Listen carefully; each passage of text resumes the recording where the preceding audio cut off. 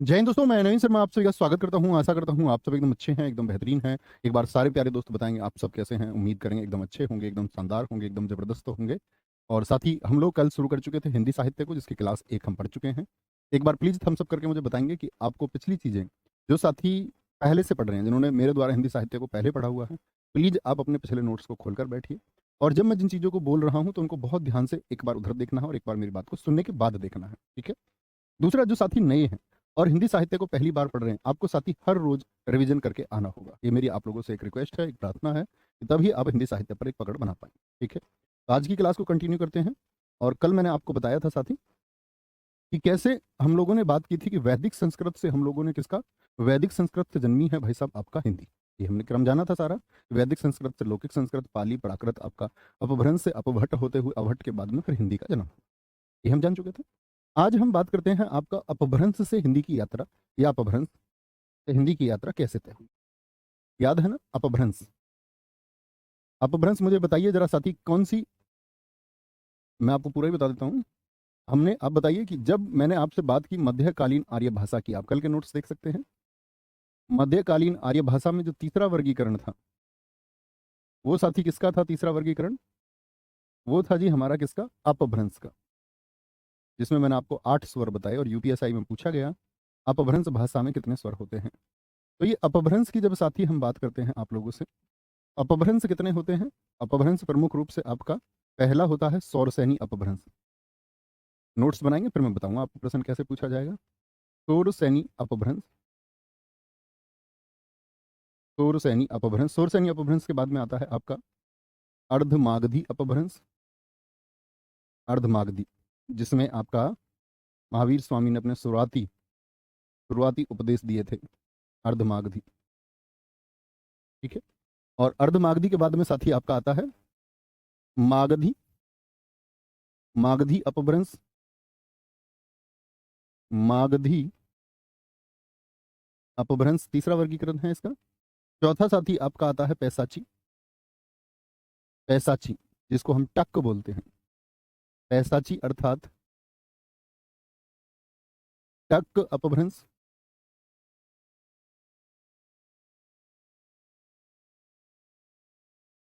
और आपका टक के बाद में आपका पांचवा अपभ्रंश आता है साथी, कौन सा? पांचवा आता है ब्राचड़, ब्राचड़ अपभ्रंश। और छठवा पुराने साथी बताएंगे कौन सा अपभ्रंश होगा। छठा होता है जिससे आपका मराठी भाषा जन्मी है, यानी कि हम अगर बात करें आपका महाराष्ट्री अपभ्रंश, महाराष्ट्री अपभ्रंश। आप ऊपर चले भाई, अपभ्रंश, ठीक है। तो हमने एक बात देखी थी, अपभ्रंश से होकर के हिंदी की यात्रा निकली थी। मध्यकालीन आर्य भाषा में पाली, पाली से फिर प्राकृत, प्राकृत के बाद में फिर अपभ्रंश आए, जिन्होंने हिंदी भाषा को जन्म दिया। और उन अपभ्रंश के नाम कौन कौन से हैं साथी? सौरसैनी अपभ्रंश, अर्धमागधी अपभ्रंश, फिर आपका मागधी अपभ्रंश, फिर हम देखेंगे आपका ब्राचड़, जिसको हम टक, सॉरी पैसाची अर्थात जिसको हम टक कहते हैं, फिर हमारा ब्राचड़ अपभ्रंश आता है, और फिर साथी हमारा आता है महाराष्ट्री। ओके, यहाँ देखेंगे। तो सौरसैनी अपभ्रंश की यदि हम बात करते हैं, इससे कौन सी भाषा निकली है? सौरसैनी से आपका, जैसे उत्तर भारत की जो भाषाएं हैं, उत्तर भारत में हम बात करें जैसे मुख्यतः राजस्थानी भाषा, बस हिंट के लिए याद रखना, ना भी नोट्स बनाए इसके तो कोई दिक्कत नहीं। गुजराती भाषा हो गई, गुजराती, क्या बोलेंगे, गुजराती, ठीक है। तो ये जो भाषाएं हैं साथी, ये भाषाएं अगर मैं बात करूं आपसे, ये किसके अंतर्गत आती हैं? इनको हम रखेंगे आपका पश्चिमी हिंदी के अंतर्गत। अब आप नोट्स बना सकते। कौन सी हिंदी के अंतर्गत? पश्चिमी हिंदी। तो मैं आपसे बोलूं, पश्चिमी हिंदी का जन्म किस अपभ्रंश से हुआ है, किससे पैदा हुई है? यानी कि आपका जो गुजराती भाषा है, पहाड़ी की बात हम कर सकते हैं, पहाड़ी क्षेत्र की भाषा, राजस्थानी भाषा की हम बात कर सकते हैं साथी। ये कहाँ से जन्मी है? आपका सौरसैनी अपभ्रंश से। अर्धमागधी अपभ्रंश की यदि हम बात करते हैं, इससे पूर्वी हिंदी। और पूर्वी और पश्चिमी हिंदी को आप सबसे ज्यादा महत्वपूर्ण मान के रखिए, क्योंकि परीक्षा में आपको सबसे ज्यादा प्रश्न यहाँ दोनों से मिलेंगे। पूछेगा पश्चिमी हिंदी का जन्म किस अपभ्रंश से हुआ? सौरसैनी से। और अर्धमागधी से किसका? पूर्वी हिंदी का। पूर्वी हिंदी में कौन कौन सी आती हैं? आपका अवधी। मुझे बताइए साथी, अवधी बोली किस क्षेत्र में बोली जाती है? अवधी हो गई। बघेली हम कह सकते हैं, जो मध्य प्रदेश के सतना जिले में, रीवा जिले में बोली जाती है। और आपका छत्तीसगढ़ में बोली जाने वाली छत्तीसगढ़ी, छत्तीसगढ़ में बोली जाने वाली छत्तीसगढ़ी, ठीक है। मागधी, मगध का जो प्राचीन नाम था वो क्या था आपका? उत्तर प्रदेश, यानी पूर्वी उत्तर प्रदेश और बिहार था। तो उसी से जन्म हुआ आपका मागधी का, और मागधी से जन्म हुआ साथी किसका? बिहारी का। बिहारी, बिहारी हिंदी। और बिहारी में कौन कौन सी आएंगी आपका? एक तो भोजपुरी, सारे साथी जानते होंगे। भोजपुरी का प्रभाव कहाँ पर है? पूर्वी उत्तर प्रदेश, बिहार में, इवन आपका छत्तीसगढ़ तक, मध्य प्रदेश तक रहा है। मगही, मगही कहाँ की है? बिहार की है। मैथिली किस क्षेत्र में? बिहार क्षेत्र में, बिहार क्षेत्र में। पैसाची अपभ्रंश से जो जन्म हुआ है साथी, वो हुआ है आपका किसका? पंजाबी भाषा का। पंजाबी भाषा की लिपि जानते हैं ना? बताएं कौन सी लिपि होती है? ब्राचड़, ब्राचड़ से जन्म हुआ है सिंधी का, सिंधी भाषा का। और साथ ही महाराष्ट्रीय अपभ्रंश से किसका? मराठी भाषा का, मराठी भाषा का जन्म हुआ है। देखिए एक बार मेरी बात इमेजिन करिए इसको। मैंने आपको बताया अपभ्रंशों के विकृत रूप, अपभ्रंश से जन्म हुआ किसका? हिंदी का। और पहला अपभ्रंश कौन सा है? हमारा पश्चिमी हिंदी। यानी पश्चिमी हिंदी जो है हमारा, वह किस अपभ्रंश का हिस्सा है? सौरसैनी अपभ्रंश का। पश्चिमी से मतलब आपका राजस्थान, गुजरात और आपका हिमाचल वाला क्षेत्र हो गया। वहीं पर उसका पड़ोसी पैसाची कहाँ से? पंजाब से। पैसे पैसाची, पैसे पंजाबी।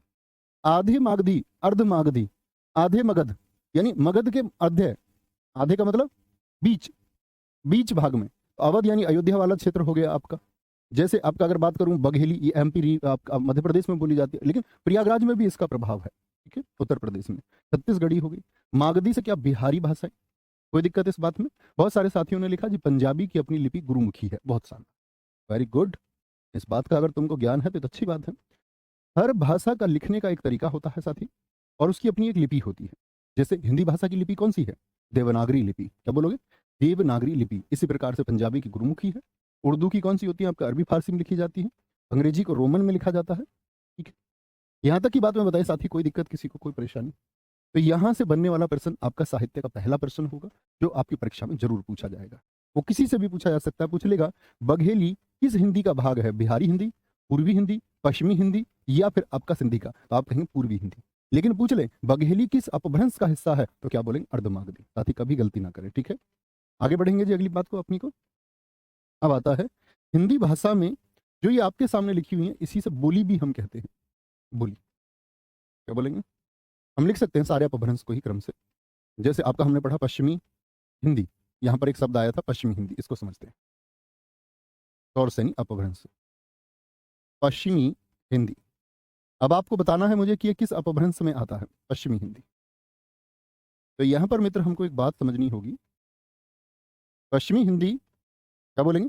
इसमें कौन कौन सी आएंगी आपका? पश्चिमी हिंदी किसको बोलते हैं हम? खड़ी बोली को, खड़ी बोली। और आपका ब्रज भाषा।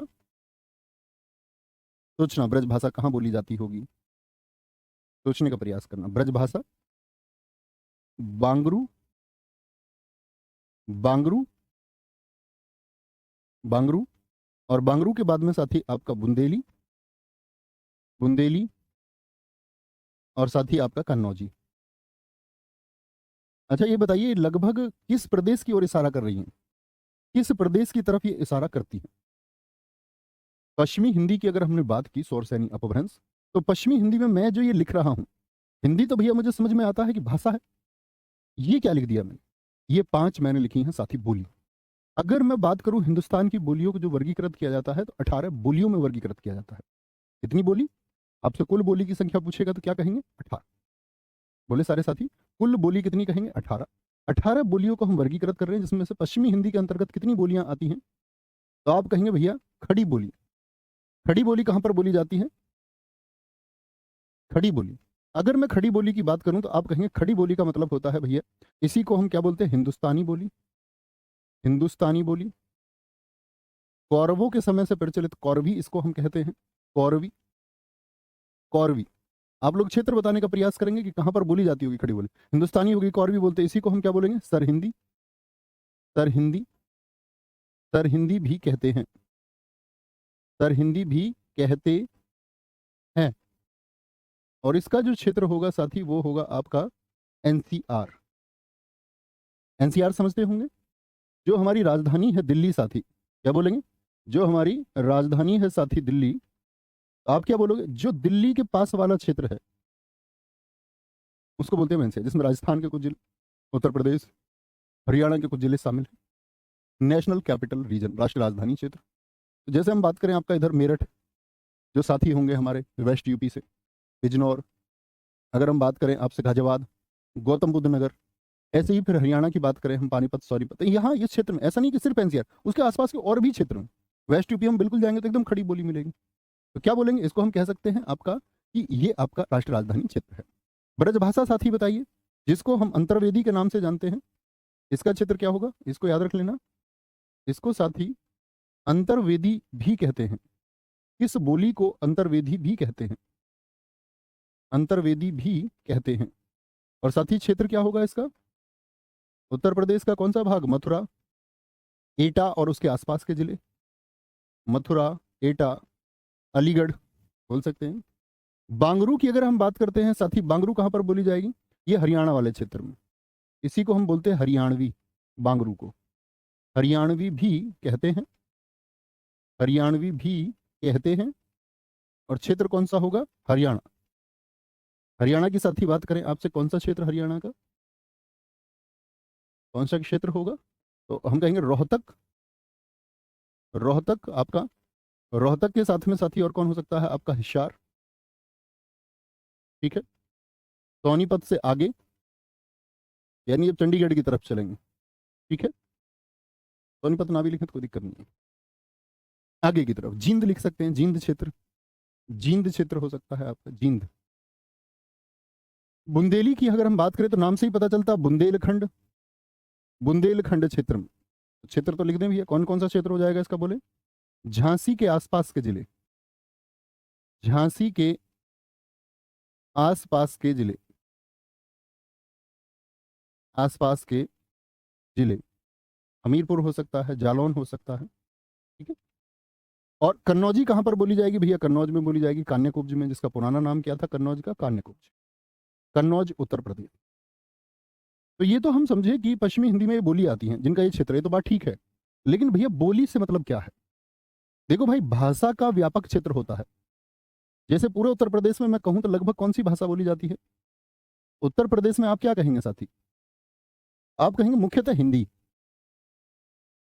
तो भाषा का जो क्षेत्र होता है वो व्यापक, विस्तृत, बड़ा होता है। बोली का जो क्षेत्र होता है वह क्या होता है, भाषा के मुकाबले छोटा होता है। भाषा के मुकाबले क्या होगा आपका, छोटा होगा। जैसे हम एक शब्द आप इतिहास में पढ़ते होंगे, वर्नाकुलर प्रेस एक्ट। वर्नाकुलर का मतलब क्या होता है, वर्नाकुलर का मतलब होता है देसी भाषा। अब देसी भाषा से मतलब होता है हमारे यहाँ की बोलियां, अन्य बोलियों में, अन्य भाषाओं में अखबार छपे, तो क्या बोलेंगे, भाषा का क्षेत्र जो है वह तो बड़ा है, विस्तृत है। और बोली का जो क्षेत्र है साथी वह क्या होता है, सीमित होता है, छोटा होता है। सर ये बोल के दिखाओ सारी, भैया मैं कैसे बोल सकता हूँ सारी, हम आप अपने यहाँ का बोल सकते हैं, सिर्फ हम अपने यहाँ का बोल सकते हैं, इसी को हम क्या बोलेंगे, इसी को हम बोली कहते हैं। तो पश्चिमी हिंदी के अंतर्गत संख्या बताएंगे सारे साथी कि कितनी बोली आती हैं, कह रहे जी बोल के दिखाओ ये सारी, भाई साहब मैं नहीं बोल पाऊंगा। खड़ी बोली को हम बोल सकते हैं, एकदम से खड़ी, टक्कर लगे जिससे बोलेंगे। वेरी गुड, ठीक है आकाश प्रजापति जी, ये इनकी इसकी जो क्वेरी है इनकी, इसका फोटो ले लो, जरूर सॉल्व करेंगे भाई, याद दिला देना, मेरे नंबर पर भेज ना। पश्चिमी हिंदी, पश्चिमी हिंदी के बाद में बात करते हैं साथी आपका पूर्वी हिंदी। मुझे बताइए पूर्वी हिंदी किस अपभ्रंश में थी, सारे साथियों का उत्तर आना चाहिए। पूर्वी हिंदी किस अपभ्रंश में थी, आप कहेंगे भैया पूर्वी जो हिंदी है उसका अपभ्रंश था कौन सा, अर्धमागधी। इसमें साथी तीन बोली आती है हमारा, एक तो अवधि, अवधि, अवधि यानी कि आपका अयोध्या क्षेत्र और अयोध्या के आसपास के जिले, अयोध्या के आसपास के जिले,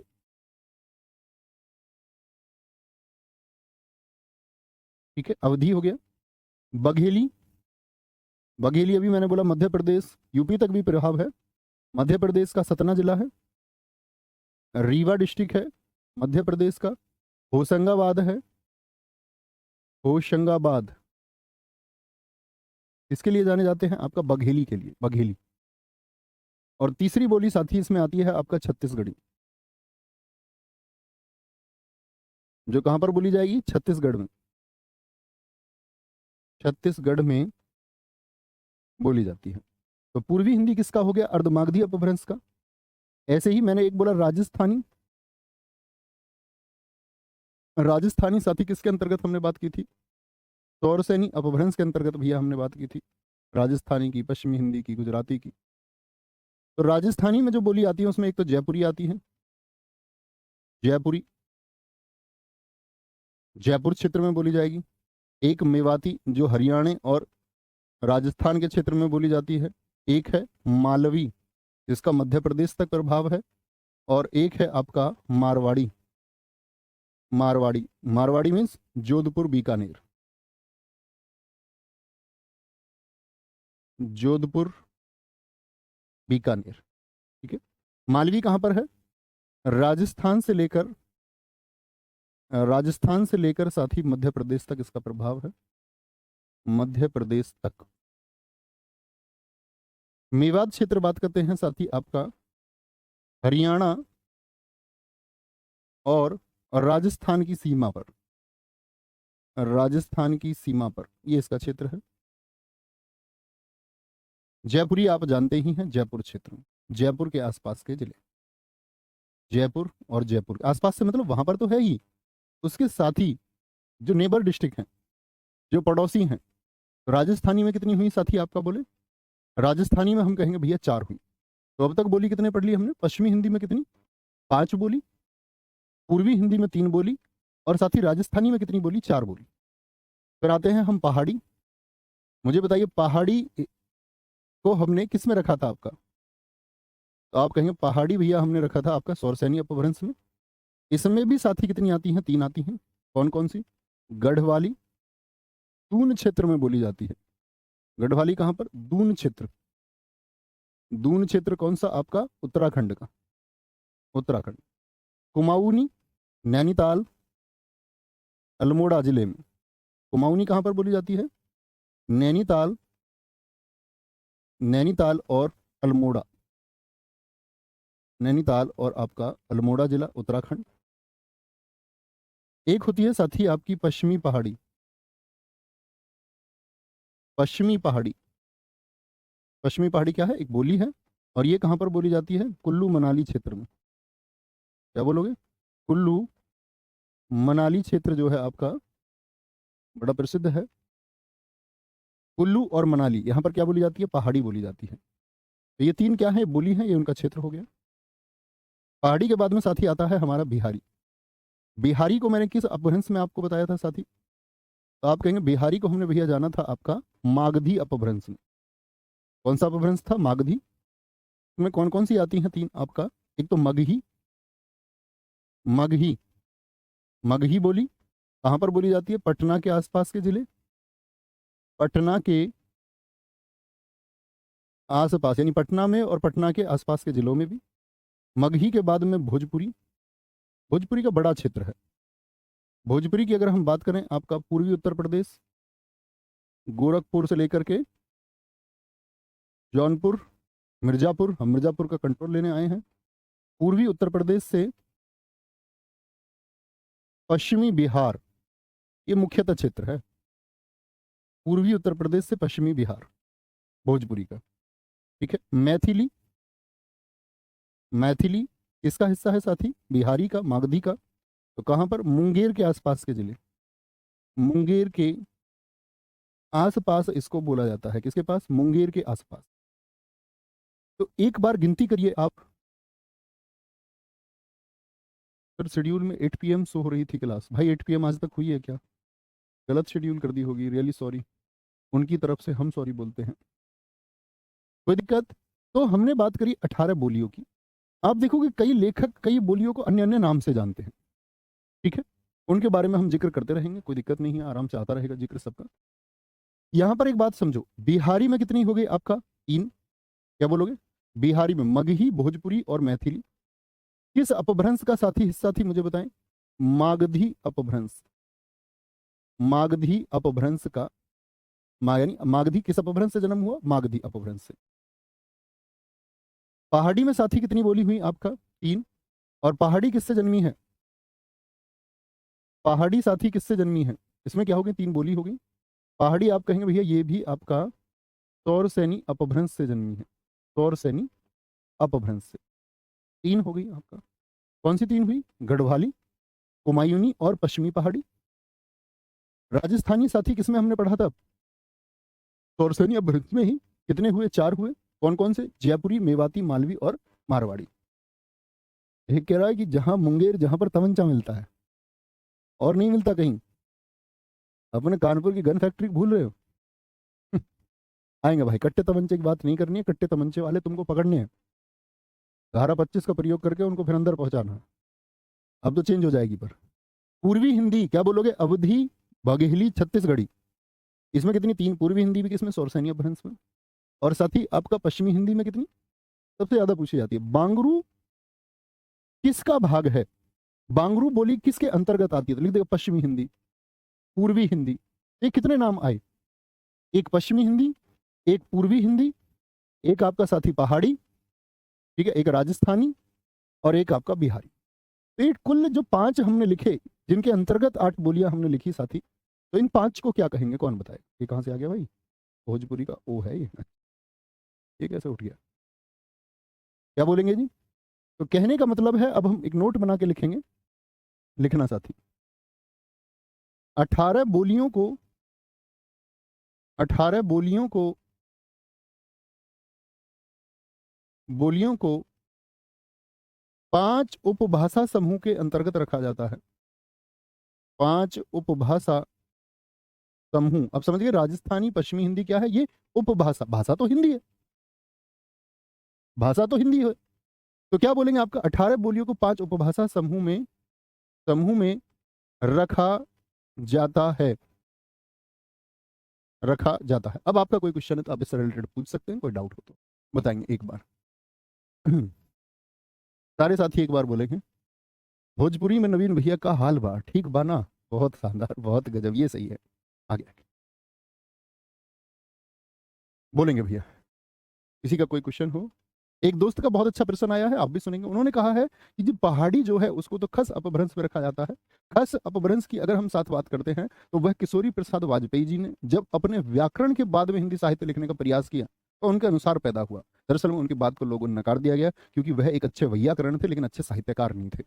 व्याकरण उनकी अच्छी थी, साहित्य उनकी अच्छी नहीं थी। तो बहुत लोग उस मत में नहीं है, लेकिन कई पुस्तकों में फिर भी आपको लिखा मिलेगा खस अपभ्रंश। लेकिन हम उसको क्या बोला मैंने कि हम उसको रखेंगे आपका, मैंने आपसे कहा कि पहाड़ी अपभ्रंश के अंतर्गत रखा जाता है। पहाड़ी किसके अंदर रख दी हमने? सौरसैनी। तो अगर सौरसैनी विकल्प नहीं आया तो मेरे साथी का बहुत अच्छा प्रश्न है कि एग्जामिनर सिर्फ एक ही बात को करे। तो आपको याद रख लेना कि खस अपभ्रंश जैसे भी कुछ वर्णन किए गए हैं लेकिन हमने उसका नाम भी नहीं लिया है, ठीक है? तब आप इस बात को अपने मस्तिष्क में रख सकते हैं, लेकिन तब जब सौरसैनी जैसा कोई जिक्र नहीं हुआ हो। मैथिली में सर क्या हाल छे बाबू।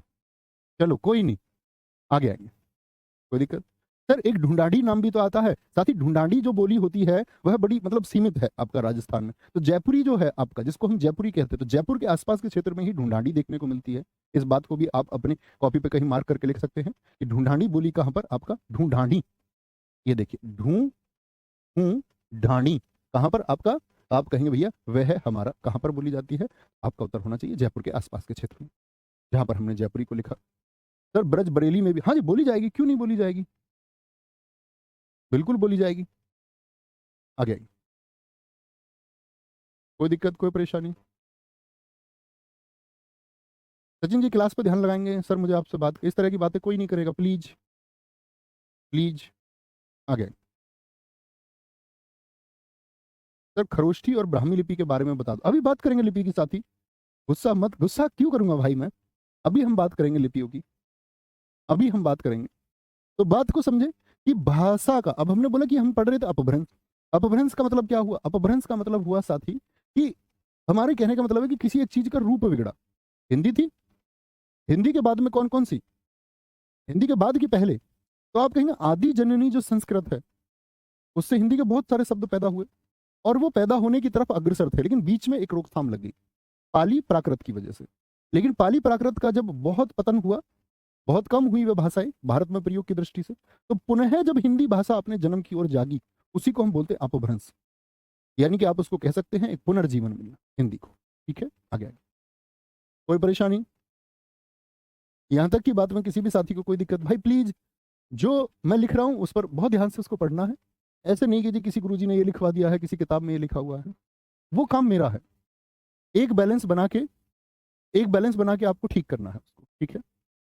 सर जब आप बोलते थे हाँ, बहुत शानदार, पिछले साहित्य में सर हाँ 22 वहां पर गलती की थी मैंने साथी, वहां पर मैंने गलती की थी, उसको मैंने कई बार बोला है। एक तो वहां उसमें गलती थी और एक रचना में गलती है, वहां पर पूरे साहित्य में 2 जगह उसमें गलतियां हैं, वो मैंने बताया था।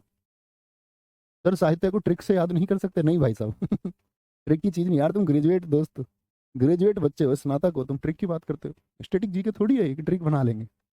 हिंदी साहित्य को हिंदी साहित्य तमीज से पढ़े भाई थोड़ा। आगे अब हमारा मुख्य टॉपिक शुरू होता है, हिंदी की उत्पत्ति। कितने साथी जानते हैं हिंदी की उत्पत्ति के बारे में, किस तरह से हिंदी की उत्पत्ति हुई होगी? इसमें इंडोस और सिंधु 2 शब्दों का बड़ा महत्व है। तो हिंदी की उत्पत्ति को बिल्कुल क्रम से हम जानते हैं, तो इसमें हम जानेंगे आपका कि हिंदी की उत्पत्ति, हिंदी शब्द का प्रयोग सबसे पहले किस ग्रंथ में बताया जाता है? हिंदी शब्द का सबसे पहला प्रयोग, सबसे पहला प्रयोग हिंदी शब्द का, भाई ये नहीं कि हिंदी में लिखा गया है वो, सबसे पहला प्रयोग, पहला प्रयोग निशीथ चूर्णी ग्रंथ में मिलता है। कौन सा ग्रंथ है? निशीथ चूर्णी, निशीथ चूर्णी ग्रंथ में मिलता है। सबसे पहले जो हिंदी शब्द लिखा हुआ है, ये सबसे प्राचीन सोर्स यही है जहां पर एटलीस्ट हिंदी शब्द लिखा हुआ है। हिंदी फारसी भाषा का शब्द है। अब इस बात पे जिद मत पकड़ लेना कोई, बोले जी नहीं जी हिंदी हिंदी का शब्द है, कभी ऐसी कोई जिद पकड़ लो, फारसी का कैसे हो सकता है? ठीक है, कोई दिक्कत? हिंदी बोलेंगे राज सिंह यादव जी, बहुत शानदार लिखा है, बहुत अच्छा लिखा है, वेरी गुड। हिंदी शब्द himself is from Farsi Hindi क्या बोलेंगे, किसका शब्द है? आपका फारसी भाषा का शब्द है। और याद रख लेना, फारस क्षेत्र के, फारस क्षेत्र के व्यक्तियों ने ही, व्यक्तियों ने ही इस हिंदी शब्द का, हिंदी शब्द का सबसे पहले उच्चारण किया, सबसे पहले, सबसे पहले उच्चारण, उच्चारण किया सबसे पहले, जिसमें, जिसमें यह नाम, नाम देने का श्रेय अमीर खुसरो तोता ए हिंद, अमीर खुसरो को जाता है कि उसने सबसे पहले ये नामकरण किया। सबसे पहले किसने? अमीर खुसरो ने। अब साथी यहां पर 2 चीजें हमको देखनी है। सिंधु नदी के बारे में आप सभी जानते होंगे, ऐसा कोई साथी तो नहीं जिसको सिंधु नदी का नाम ना पता हो। तो यहां पर 2 चीजें आएंगी, उनको बहुत ध्यान से आप लोग समझना। एक तो शब्द याद, साथी मैं शुरू करूंगा आपका सिंधु शब्द से। किससे? यहां देखना, किससे? सिंधु शब्द से मैं शुरू करूंगा। और एक शब्द है इंडस। इंडस किसको बोलते हैं जरा बताएंगे? आप लोगों ने भी पढ़ा होगा, सिंधु घाटी सभ्यता, Indus valley civilisation, Indus valley civilisation. Raja Babu please class किया करो भाई ध्यान से, अलंकार कब के हो चुके, कह रहे सर अलंकार नहीं कराए, ठीक है नहीं लिखे भाई।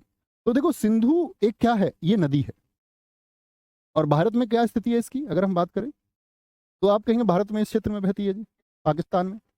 तो भारत में जब ये बहती है, तो जब ये लोग इधर पार करके आए, तो क्या कहा गया हिंदी के विशेषज्ञों के अनुसार कि इनके सै के उच्चारण में दिक्कत थी, सै के उच्चारण में दिक्कत थी। तो इन्होंने सिंधु को क्या कहा?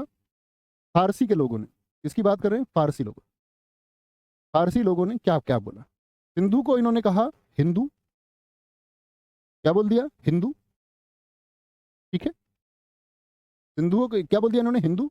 और जो यहां पर कुछ बोलने वाले थे उनको बोल दिया इन्होंने हिंदी का प्रयोग करते हैं, और उस स्थान को नाम दे दिया इन्होंने हिंदुस्तान।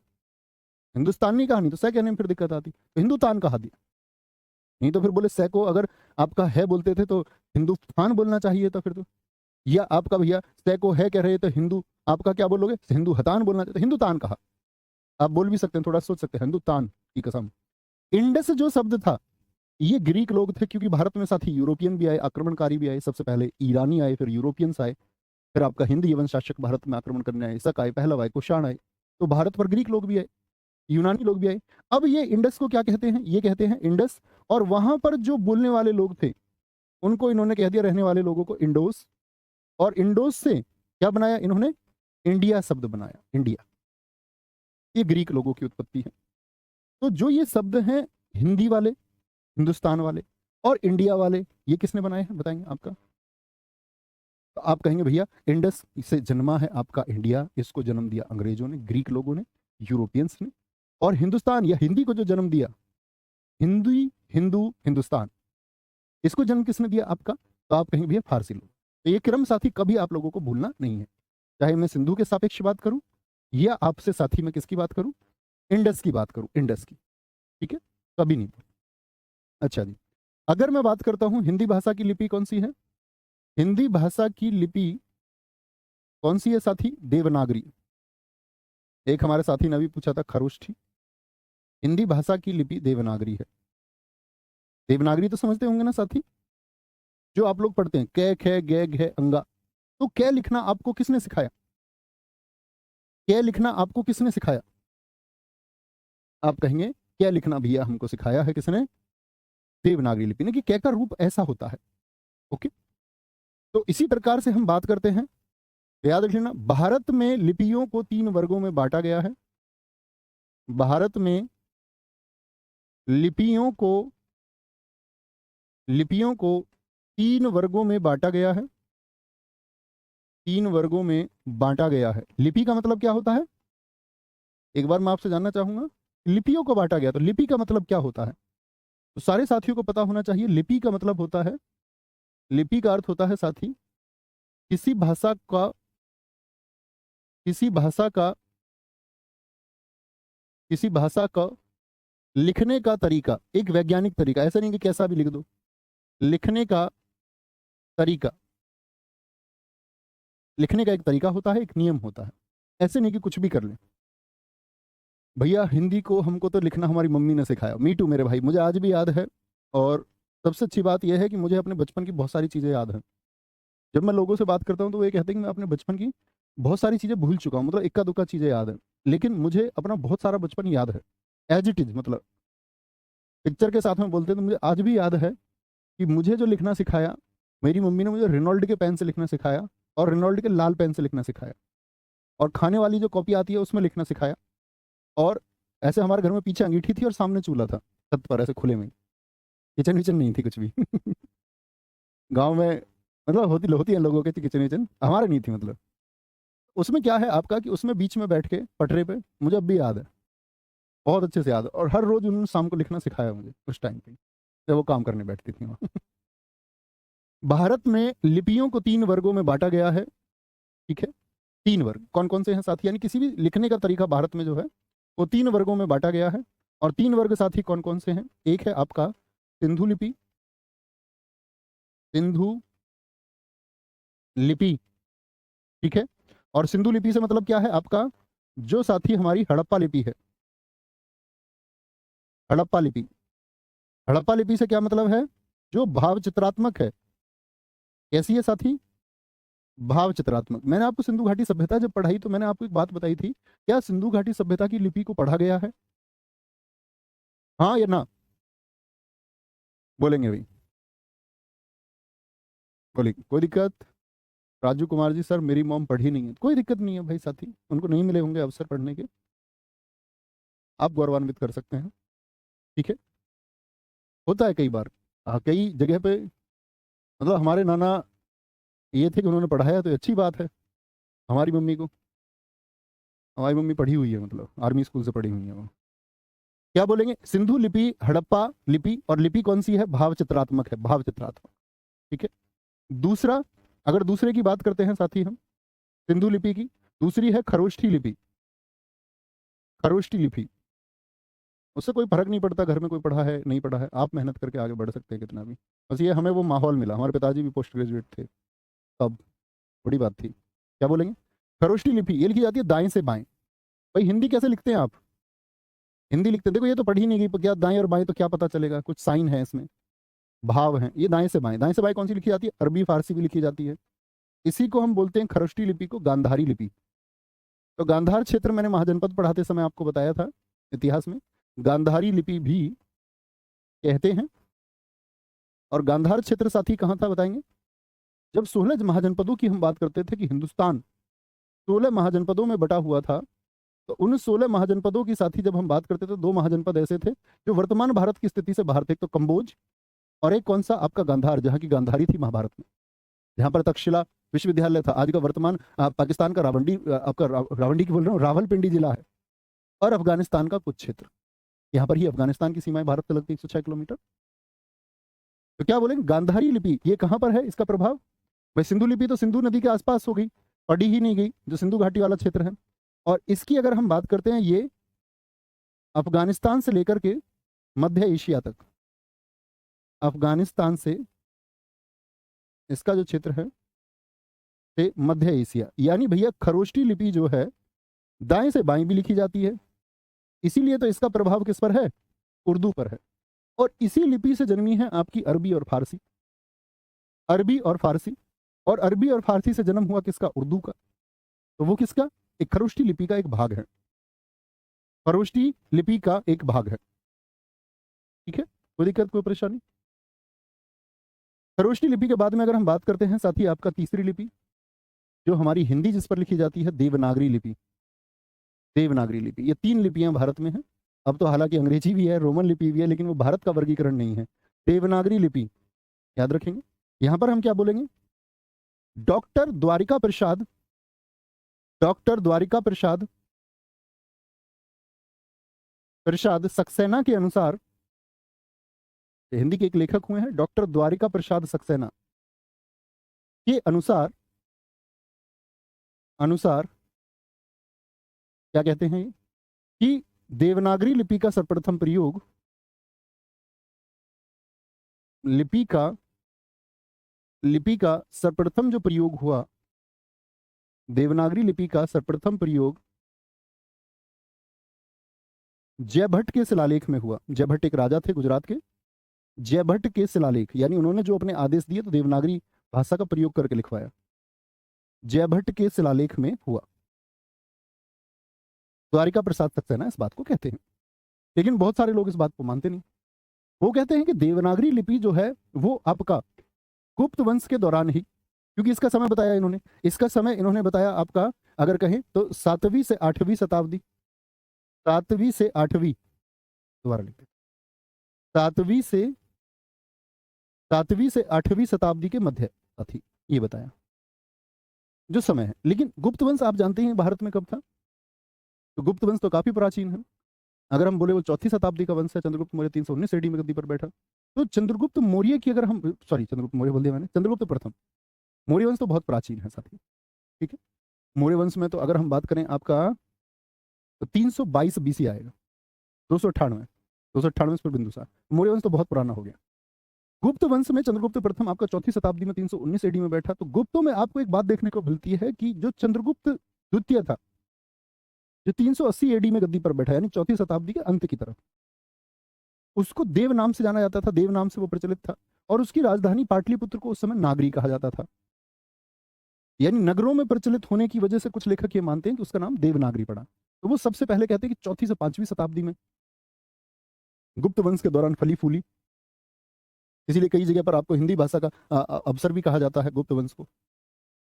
लेकिन फिर बात आती है कि गुप्तों की जो भाषा थी वो क्या थी, तो हम देखेंगे संस्कृत थी। तो संस्कृत से हिंदी बनी और इसमें एक समय तो लगा, एक पूरा समय इसमें लगा, एक पूरा युग इसमें लगा, एकदम से तो नहीं बना। तो एक अंतर देखने को कहते हैं कि भाई वहां पर एक अंतर होना चाहिए। इसीलिए द्वारिका प्रसाद सक्सेना जी का जो कथन है 7वीं से 8वीं शताब्दी, इससे ज्यादातर लोग सहमत हैं। बहुत बढ़िया, कोई दिक्कत? भाई क्यों लिख रहे हो, मेरी मम्मी पढ़ी लिखी नहीं है, कई सारे लोग लिख रहे हैं, वाई वाई वाई वाई, ऐसा क्यों? मत लिखो ना भाई, पढ़ने लिखने से मतलब साक्षर होना। गवर्नमेंट कैसे साक्षर करती है आपको पता है? भारत में लिटरेसी रेट कैसे बढ़ाया सरकार ने? सारे बुजुर्गों को बुला लिया एक दिन स्कूल में, मुहिम चली, सर्व शिक्षा अभियान, सारे लोगों को स्कूल में बुलाया और सब लोगों से एक दिन बैठा कर अटेंडेंस ले ली और उस दिन उन सबको साक्षर मान लिया गया।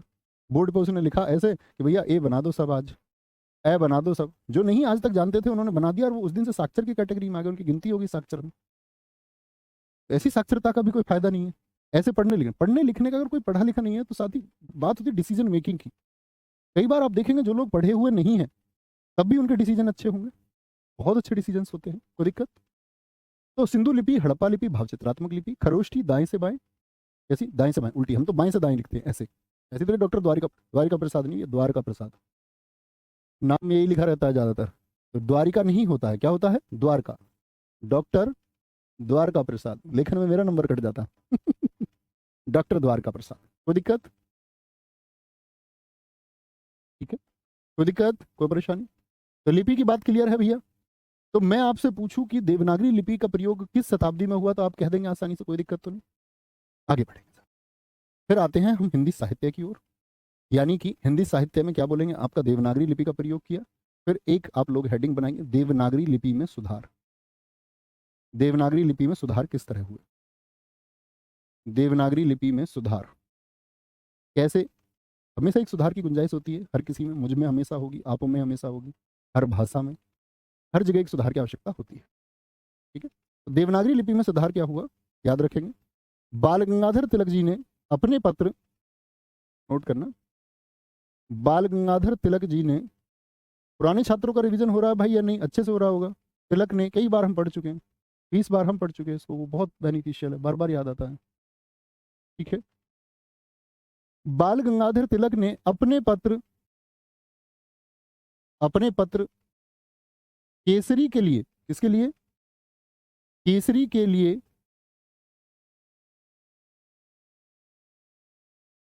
छापे खाने में, यानी प्रिंटिंग प्रेस में, छापे खाने में 190 फॉन्ट, फॉन्ट किसको कहते हैं साथी बताएंगे? अक्षर। 190 फॉन्ट का प्रयोग किया, जिन्हें तिलक फॉन्ट कहते हैं। फॉन्ट क्या होता है? अक्षर। तिलक फॉन्ट किस नाम से जाना जाता है हिंदी भाषा में? जिन्हें तिलक फॉन्ट कहते हैं। आप लोग जो टाइपिंग जानते होंगे वो जानते होंगे, कृतिदेव वगैरह। तो वहां पर क्या है कि कुछ चिन्ह होते हैं भाई, ऐसा नहीं है मात्रा के लिए अलग से लिया होगा एक, इस मात्रा के लिए कहीं पर ओ बनाना है तो ये लिया होगा एक अलग, तो ये दोनों दो रूप में आए होंगे। कहीं ये बनाना होगी मात्रा तो ये लिया होगा, और एक फॉन्ट क्या लिया होगा उन्होंने? औ लिया होगा, ऐसे। तो कहने का मतलब है एक फॉन्ट फिर मात्राओं वाला लिया होगा, बिंदु वाला ले लिया होगा। तो इस तरह से क्या हुआ, उन्होंने कुल 190 फॉन्ट देखे कि हिंदी को मुझे छापने के लिए, अगर अखबार में कोई बात लिखनी है, पत्रिका में कोई बात लिखनी है, क्या बोलेंगे, अगर पत्रिका में कोई बात लिखनी है, very good very good very good Neetu, बहुत शानदार, आगे आएंगे। सर अगर, अभिषेक जी कह रहे हैं पिछले नोट्स में कोई करेक्शन है तो वो मैं यहाँ से, हाँ बिल्कुल कर लो। अगर आपको लगता है ना पिछली कोई डेटा करेक्ट नहीं है या कुछ है, तो सीधी सी बात मैं उसको सुधार के ही पेश कर रहा हूँ आपके सामने, तो उसको आप सुधरा हुआ पेश करें साथी। ठीक है, वो करेक्शंस आप जरूर करें, कोई दिक्कत कोई परेशानी किसी भी साथी को यहाँ तक बोलेंगे एक बार?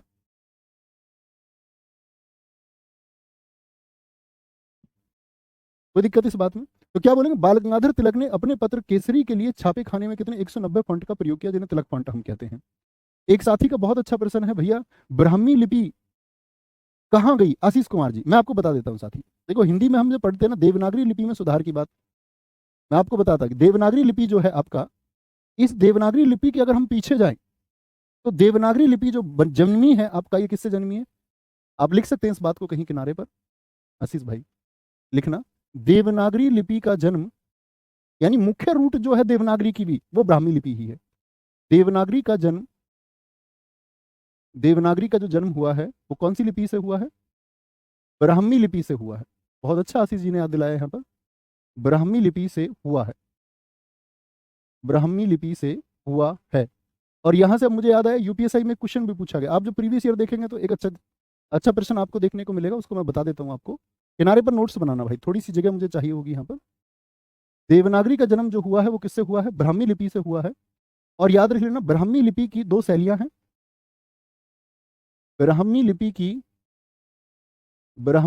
की दो शैली हैं। एक बार थम्स अप करें सारे साथी, इसका नोट बना रहे हैं ना? दो शैली कौन कौन सी हैं साथी? एक शैली तो होती है हमारी उत्तरी शैली। उत्तरी शैली, उत्तरी शैली से क्या जन्मी है हमारी? उत्तरी शैली से हमारी जन्मी है उत्तर भारत की से देवनागरी।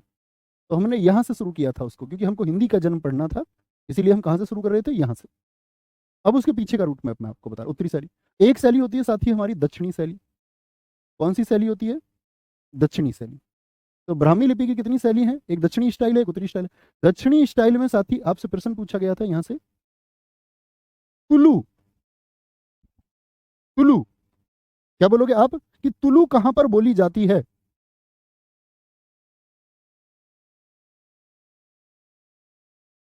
चिंटू लगा हुआ है क्या? अरे भाई यार, हटाने से इतनी इतनी देर चिंटू लगा हुआ है।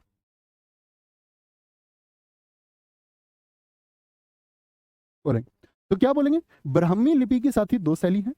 एक तो आपका उत्तरी शैली होगा देवनागरी जिससे जन्मी है। अगर हम बात करते हैं दक्षिणी शैली से, क्या बोलेंगे आपका? एक तो तुलु, ये यूपीएसआई में पूछा गया प्रश्न कि तुलु आपका किस क्षेत्र में बोली जाती है, तो क्या बोलेंगे? कर्नाटक। तुलु दक्षिणी में। जैसे साथी मलयालम है, मलयालम मुझे बताइए कहां पर बोली जाती है? ये मैंने आपको बताई थी शुरुआत में ही कि द्रविड़ जो दक्षिण की भाषाएं हैं, मलयालम कहां पर बोली जाएगी? केरल में। तेलुगु की बात हम करें आपका, तमिल की बात हम करें साथी, तमिल कहां पर बोली जाएगी? तमिलनाडु में। तमिलनाडु में बोली जाएगी साथी, ठीक है। तेलुगु कहां पर बोली जाती है? आंध्र प्रदेश में, तेलंगाना में। क्या बोलोगे? आंध्रा क्षेत्र में बोली जाती है। कन्नड़ की साथी मैं बात करूं आपसे, कन्नड़ कहां पर बोली जाएगी? तो कन्नड़ भैया कर्नाटक में। और इन्हीं भाषाओं को साथी हम क्या कहते हैं? इन्हीं भाषाओं को हम क्या कहते हैं? दक्षिण भारत की भाषाएं। और दक्षिण भारत से क्या मतलब होता है साथी इसका? द्रविड़ भाषाएं। तो ये बात याद रखेंगे कि देवनागरी किससे जन्मी है? ब्राह्मी लिपि से जन्मी है।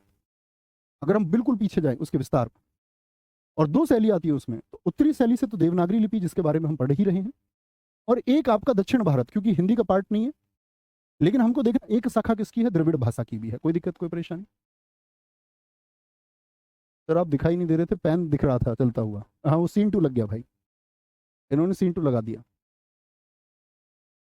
कोई दिक्कत, कोई परेशानी इस बात में? अब तो समझ गए ना बात को कि देवनागरी लिपि और ब्राह्मी लिपि का क्या संबंध है? एक बार थम्स अप करके मुझको बोलें कि समझ में आ गया। तो तिलक फॉन्ट कौन से हैं जो तिलक जी ने 190 फॉन्ट है? बोलेंगे।